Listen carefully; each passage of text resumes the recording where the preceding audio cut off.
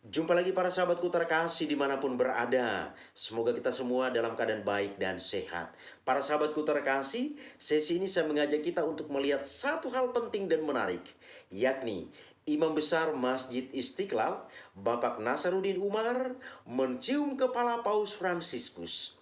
Dan Paus Fransiskus membalasnya dengan mencium tangannya. Ini hal yang indah, unik, demikian juga menarik. Para sahabatku terkasih, Paus Fransiskus telah meninggalkan Indonesia dan besar harapan banyak hal yang sudah ditunjukkan kepada kita, baik terhadap kehidupan beragama, bernegara, berbangsa. Kiranya itu semua menjadi inspirasi bagi kita, sehingga kehidupan berbangsa, bernegara, demikian juga toleransi antara agama yang satu dengan agama yang lain dapat berjalan dengan lebih baik. Demikian juga perhatian kita kepada orang-orang kecil yang diharapkan selalu oleh Paus Fransiskus juga dapat terrealisasi dengan baik. Para sahabatku terkasih, pengalaman atau pemandangan yang terjadi pada judul ini adalah hal yang langka. Ini hal yang unik, hal yang istimewa. Bahkan Kardinal Ignatius Suharyo juga mengungkapkan hal yang sama, bahwa pemandangan seperti itu, yakni keakraban, kedekatan antara Paus Fransiskus dan Imam Besar Masjid Istiqlal ini, pengalaman seperti ini baru kali ini terjadi. Kardinal Ignatius Suharyo mengatakan bahwa di tempat lain atau selama ini belum pernah terjadi hal yang unik seperti itu. Artinya para sahabatku terkasih, hal itu bisa terjadi di Indonesia, berarti Indonesia itu adalah unik dan istimewa. Para sahabatku terkasih, mari kita lihat berita tentang hal ini terlebih dahulu, lalu nanti saya akan memberikan beberapa komentar penting tentang hal ini. Dikutip dari detik.com, ada momen menarik ketika pemimpin gereja Katolik dunia, Paus Fransiskus, berpamitan meninggalkan Masjid Istiqlal dengan Imam Besar Masjid Istiqlal, yakni Bapak Nasaruddin Umar, setelah menghadiri dialog bersama tokoh lintas agama. Keduanya saling menunjukkan kerukunan dan keharmonisan. Pantauan Detikcom di lokasi pada hari Kamis tanggal 5 September 2024, momen menarik perhatian itu terjadi ketika Bapak Nasaruddin Umar mengantar Paus Fransiskus ke halaman Masjid Istiqlal. Ketika ada sesi foto bersama, dua tokoh ini awalnya saling berjabat tangan.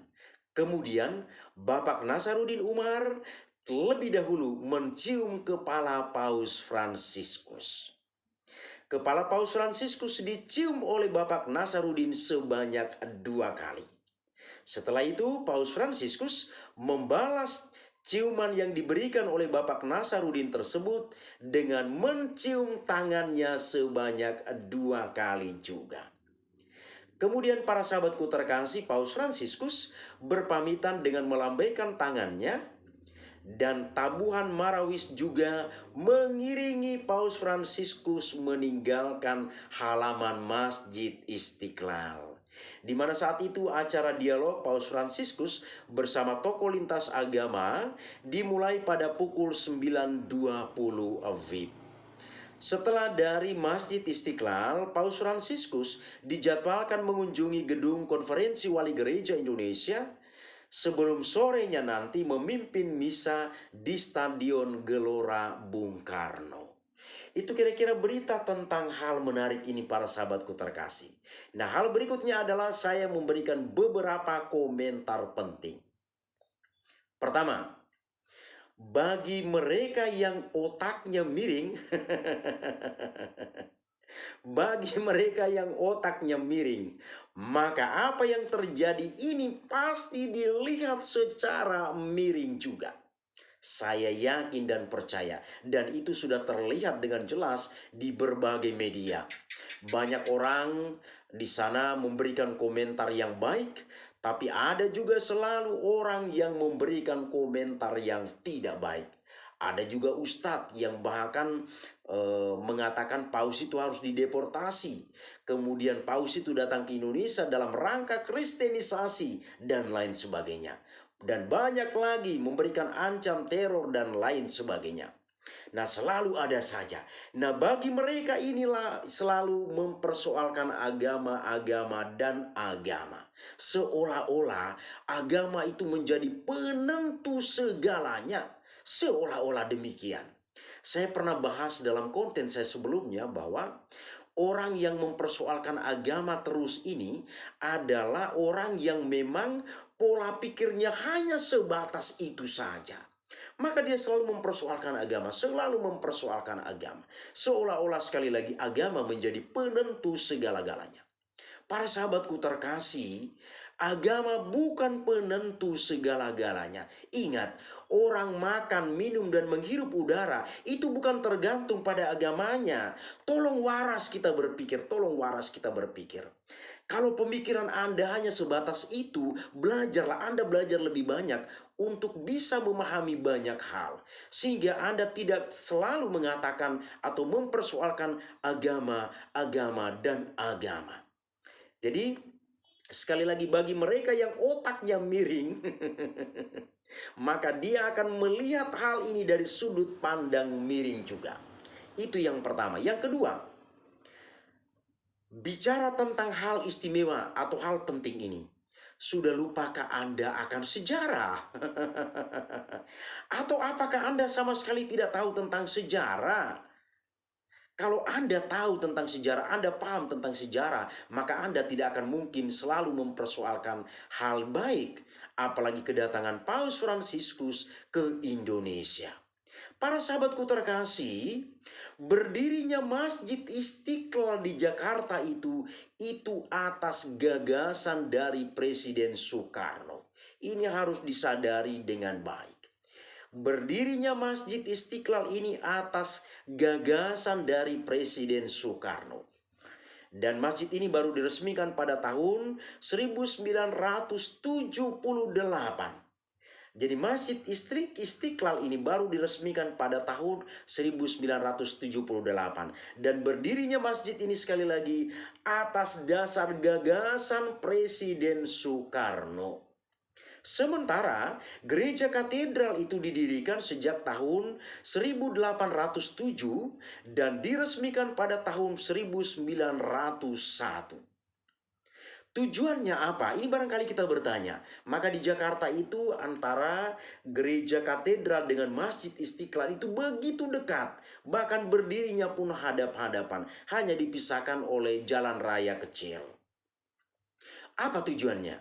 Supaya umat Islam di pusat ibu kota memiliki relasi yang baik dengan orang-orang Kristen, dalam hal ini gereja Katolik sebagai perwakilan di pusat ibu kota. Dengan demikian, ini kiranya menjadi cerminan bagi daerah-daerah di seluruh Indonesia untuk mengikuti hal baik yang dicontohkan oleh umat Islam dan umat Kristen. Dalam hal ini perwakilannya adalah gereja Katolik di pusat ibu kota kita. Para sahabatku terkasih, inilah tujuan Presiden Soekarno. Maka sebenarnya di sini Presiden Soekarno itu dengan sengaja mengarahkan supaya Masjid Istiqlal itu didirikan di dekat gereja katedral. Dengan tujuannya itu. Dan dari tahun pendirian dan peresmian kita bisa melihat dengan jelas. Masjid Istiqlal baru diresmikan pada tahun 1978. Sementara gereja katedral sudah didirikan sejak tahun 1807 dan diresmikan pada tahun 1901. Jarak atau rentang waktunya begitu jauh. Maka ini dapat kita pahami tujuan dari Presiden Soekarno. Para sahabatku terkasih, bahkan sekarang lebih dikonkretkan lagi relasi antara kedua rumah ibadat ini. Sekarang sudah dibangun sebuah terowongan yang begitu indah yang menghubungkan antara Masjid Istiqlal dengan gereja katedral di Jakarta. Para sahabatku terkasih, Indonesia dan Takhta Suci sudah memiliki hubungan yang baik sejak tahun 1947. Kita belum lahir, Indonesia dan Vatikan sudah memiliki relasi yang begitu baik. Jadi kita yang baru lahir ini tidak usah banyak ngomong. Kita tidak tahu apa-apa kok kita yang paling banyak ngomong. Ini aneh, sesuatu yang aneh. Jadi pendahulu kita sudah merancang melakukan suatu hal yang baik untuk kita. Takta Suci yang mendukung kemerdekaan, kedaulatan, dan keutuhan NKRI menjadi negara pertama yang memiliki hubungan baik dengan Indonesia. Ini sadari dan catat baik-baik dalam pikiran kita dan di hati kita. Kala itu Paus Pius yang ke-12 memberikan dukungan dan doa untuk perjuangan Indonesia mempertahankan kemerdekaan. Jadi sekali lagi para sahabatku terkasih, bagi kita yang tidak tahu tentang sejarah, bagaimana kedekatan antara Indonesia dengan Vatikan, kita belajar baru kita ngomong. Jangan seperti Ustadz Alfian itu asal ngomong saja. Bahkan memberikan kata-kata yang tidak baik, tidak benar pada saat membuat sebuah konten yang cukup viral pada saat ini. Jadi jangan kita ikut-ikutan. Kita sebagai umat beriman Kristiani maupun umat Muslim yang sudah beriman teguh, memiliki hati yang lurus, pikiran yang lurus, jangan kita ikut-ikutan dengan orang-orang yang otaknya bengkok ini. Nanti kita semua pun jadi bengkok kalau kita mengikuti orang-orang bengkok. Jadi kita yang sudah berhati lurus, berhati jujur, tulus, ikhlas, berpola pikir jernih, maka mari kita meneruskan apa yang sudah kita miliki. Jangan kita ikut-ikutan dengan orang yang pola pikirnya tidak benar itu. Kemudian hal yang ketiga, pemandangan yang kita lihat di halaman Masjid Istiqlal ini adalah sebuah ungkapan persaudaraan sejati. Sekali lagi para sahabatku terkasih, hal yang terjadi di halaman Masjid Istiqlal ini adalah sebuah ungkapan persaudaraan sejati yang tidak dibuat-buat, bahwa memang harus demikian kita ini hidup. Jadi apa yang kita lihat, Imam Besar Masjid Istiqlal Bapak Nasaruddin memeluk, mencium kepala Paus Fransiskus. Kemudian Paus Fransiskus membalasnya dengan mencium tangan Bapak Nasaruddin sebagai Imam Besar Masjid Istiqlal. Ini adalah hal yang unik dan menarik. Ini hal yang luar biasa. Ini adalah ungkapan persaudaraan sejati antara kedua tokoh ini. Dan ini menjadi inspirasi bagi kita untuk boleh kita terapkan dalam kehidupan kita.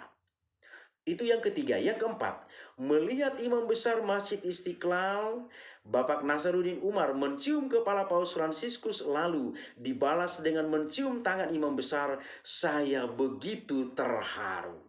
Barangkali mungkin banyak juga para saudara merasa terharu dengan kejadian yang sungguh luar biasa itu. Bahwa di sana kejadian itu tidak dibuat-buat, sesuatu yang lahir dari ketulusan hati. Jadi beliau berdua ini mengungkapkan kedekatan mereka. Maka di hantaran tadi saya katakan, bahkan Uskup Agung Jakarta Kardinal Ignatius Suharyo juga mengungkapkan hal yang sama, bahwa pemandangan yang indah dan menarik itu baru kali ini terjadi. Para sahabatku terkasih, kemudian hal yang berikut, ini hanya boleh terjadi, komentar saya yang kelima, ini hanya boleh terjadi karena mereka memiliki iman yang begitu besar. Jadi para sahabatku terkasih, hanya orang yang memiliki iman yang begitu besar yang boleh atau bisa melakukan itu. Kalau kita yang iman kita tidak jelas, yang setengah-setengah, justru kita ini yang paling banyak komentar. Orang yang imannya cuma setengah-setengah atau baru tahunya pun setengah-setengah atau baru tahu kulit luarnya saja, justru mereka inilah yang paling banyak bicara. Tapi lihat apa yang terjadi. Kedua tokoh besar ini mengungkapkan kedekatan mereka yang begitu luar biasa. Ini terjadi karena mereka punya iman yang besar. Di sini tidak dilihat soal agama lagi, tetapi soal kemanusiaan. Kemanusiaan itu yang mau dilihat. Tapi yang tanggung-tanggung pemikirannya, pengetahuannya, dia pasti akan selalu mempersoalkan agama, agama, dan agama. Lihatlah, ini realitas. Orang yang otaknya setengah-setengah atau pemahamannya hanya setengah-setengah, maka dia akan paling banyak komentar. Tapi orang yang imannya sudah dalam, sudah besar, seperti kedua tokoh ini, maka yang terungkap adalah sebuah persaudaraan sejati. Kemudian para sahabatku terkasih, komentar saya yang keenam. Cukup banyak ya. Dua orang saudara yang saling, ini yang saya lihat dari kejadian yang dilakukan oleh kedua tokoh agama ini, yakni Imam Besar Masjid Istiqlal dan juga Paus Fransiskus. Saya justru melihat pemandangan itu adalah sebagai berikut.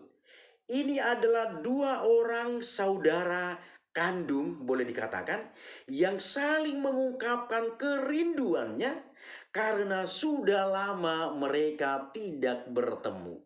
Jadi mereka ini satu bapak dan satu mama. Sudah lama sekali mereka tidak pernah bertemu, atau sudah lama tidak bertemu.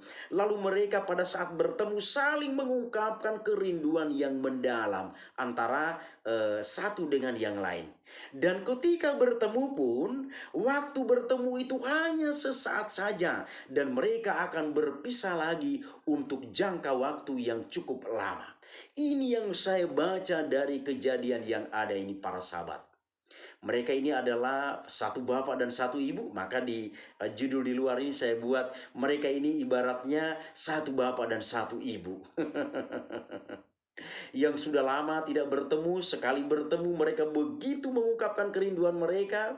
Lalu pertemuan itu hanya sesaat saja, karena mereka berdua akan berpisah lagi untuk jangka waktu yang cukup lama.